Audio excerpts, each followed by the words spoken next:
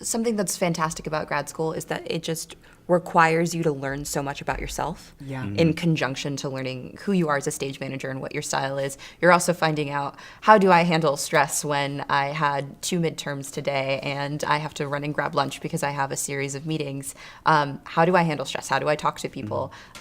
It forces you to really think about who you are as a person and kind of where you fall on the spectrum of, what do I want my stage management style to be? How do I want to be known when I enter a room?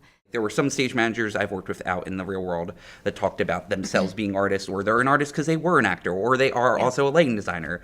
But here it's, no, you are a stage manager, and that is an artist.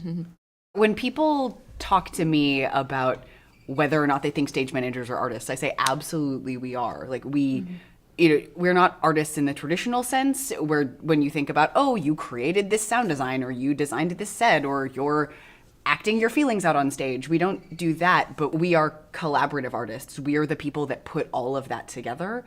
And without our understanding of all of those different artistic processes, it can't come together. We're the first audience member for this show. We're there from first read. We are there through the last performance. And we're sort of charged when we do get into performance to be the herald of what the initial artistic intention was from the room. And we have to have such an understanding of how these moments came artistically to be able to do our job and note actors. I also just think that we spend so much time here taking classes in other departments that it's not limited to just the director-actor relationship. It's also, we have to understand how the design came about. We have to understand everybody else's processes so that we can merge them together. And there's artistry in that. There's artistry in us having kind of active leaps of faith every day in order to see what's coming, what could potentially be happening, what should we be concerned about, what should we have other people concerned about.